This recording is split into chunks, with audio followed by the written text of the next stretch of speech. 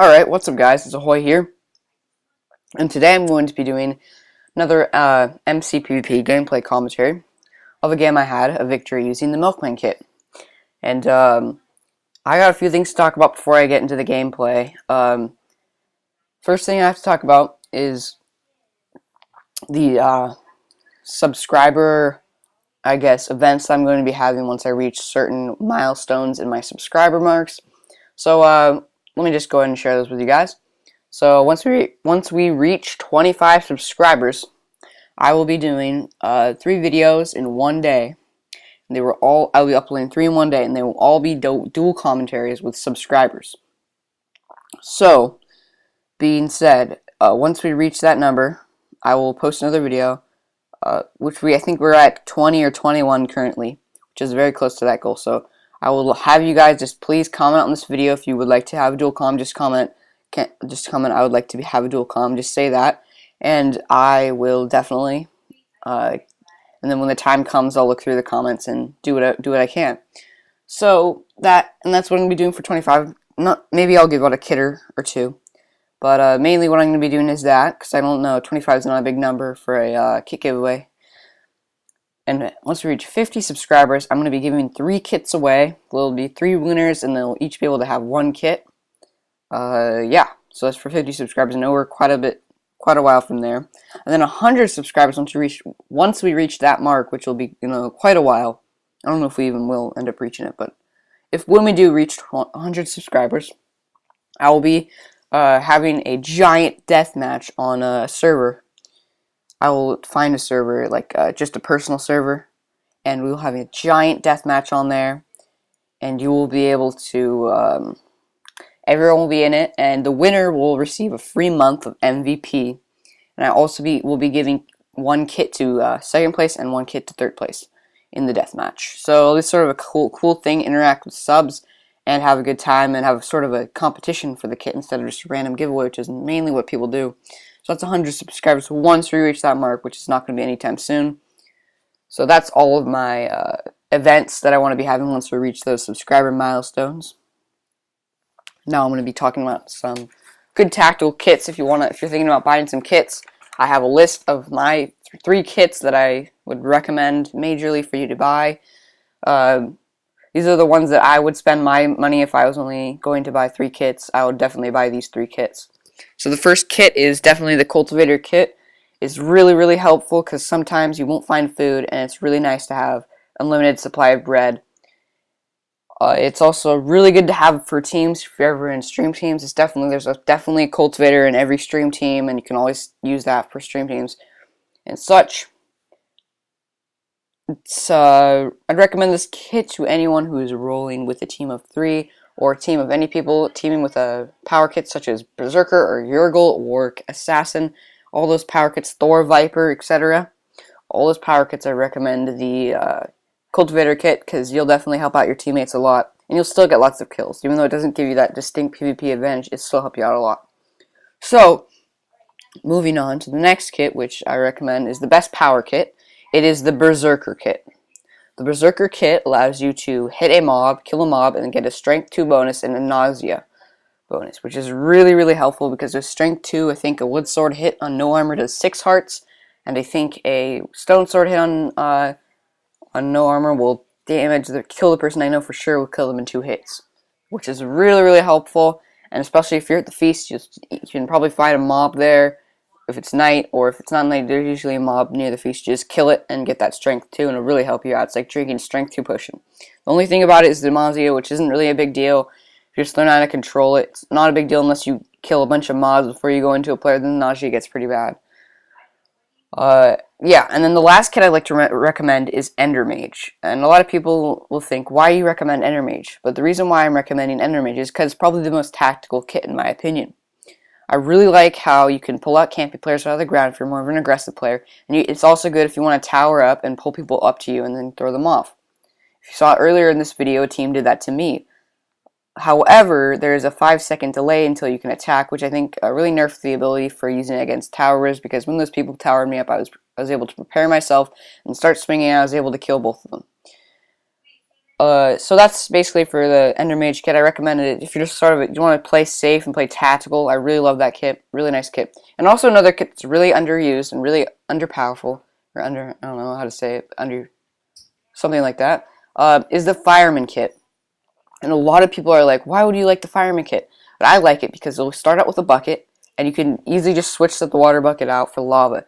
And literally my favorite weapon in any deathmatch, any PvP situation is the lava bucket.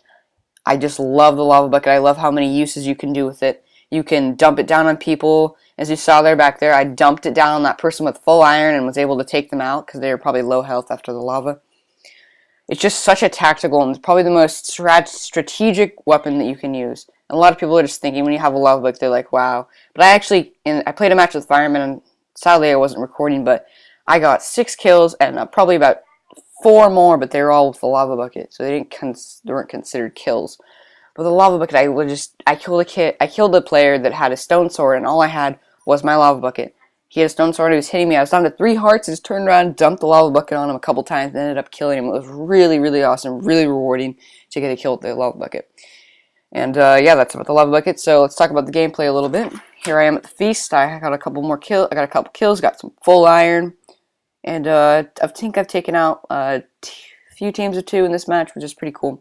And then in the game, there's only a team of 3 left. And as you'll see, they have a pretty cool setup, which I didn't expect them to do at all. They were pretty well set up. So here I am just waiting for the feast.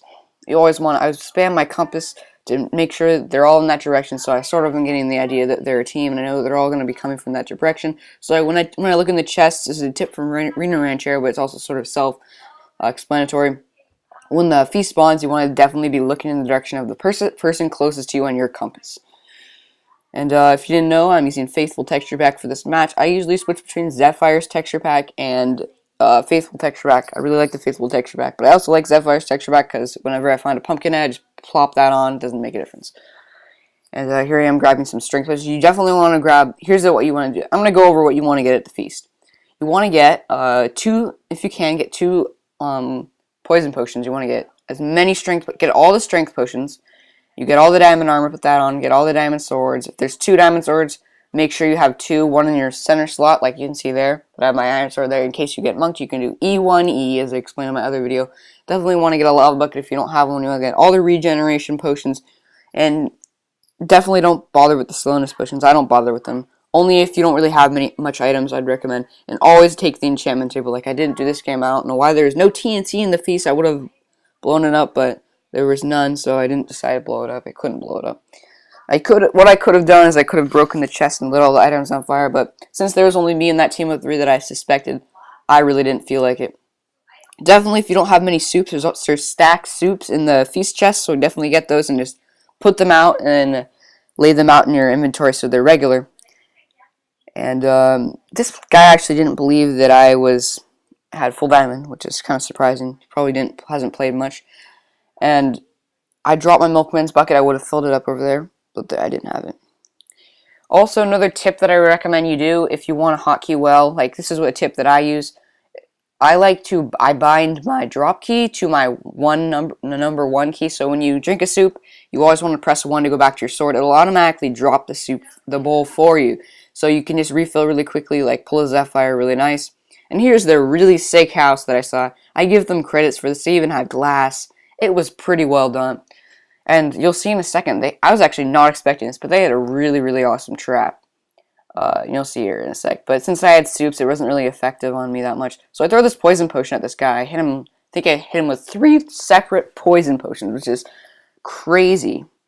They had a nice little door. They really spent a lot of time. I think they might have spent all game on this, which is really cool. They didn't really have much armor on them, which maybe if they did, they might have been able to take me out. So I throw this last poison potion on this guy. I've hit him with all 3, and at this point I'm thinking, this guy's probably really low on health. I splash my strength and regen, fill my hotbar with soups, and go in for the kill. I think I killed this guy really quickly there, and then I go down to see Get X Venom X, and he has a really sick lava, so I try to say nice, and the guy Ender Mages me up and knocks me in. I don't know what he did there. I don't think he Ender Maged me, but he knocked me in there. So the best thing to do when you get knocked into lava and you have soups is not panic. Definitely panicking will get you killed. You just want to get your soups and drink them when you get down low on hearts, and just try to block off the source blocks of lava, which is what I did here. Now what I'm doing to try here is I'm going to try to block them off so they can't knock me off. I try to drink my soups to get back to full health. And if you run low on soups, definitely take your time. It's not like you have full diamond armor and you have armor. It's not like you're going to die in any time soon. So they actually glitched me down with their sand blocks. So this one I kind of panicked a little bit. And because my soups weren't stacking, my bowls weren't stacking because I had 64 bowls. So I try to place these blocks, and I keep placing them 2 blocks at a time, which is really making me mad and nervous. I get up eventually, and I block off all the lava. I should have done that definitely at the start. But now I can't see anything because this lava, this fire animation is on my screen. I literally can't see anything. I'm literally swinging in the dark. So I try to throw my bowls and try to get more soups. I break the lava so I can see, and then I place it off again. And I start to break these blocks. So they place blocks on them, and I'm starting to fight this venom guy. He starts hitting me, and I'm literally in the dark. I can't see him at all.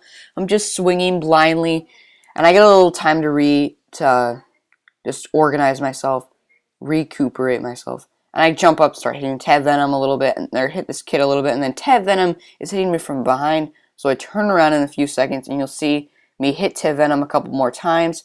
I fall down here, and I can't hit him. I'm glitched between their trapdoors, and actually jump back on this block and finish him off with a few more hits. And then this last player, I hit him a couple more times, and he runs away. And then, as you can see right there, he logs. So that ends up, they get disqualified and they don't come back. So I end up winning the match. So I'd like to thank you guys for watching. I actually try to place some lava there just in case she tries to come back. I actually light myself on fire again because I forgot that you can still die. And then Hoy Mateys wins there. Thank you guys for watching. Please like the video and subscribe for more content. See you guys later.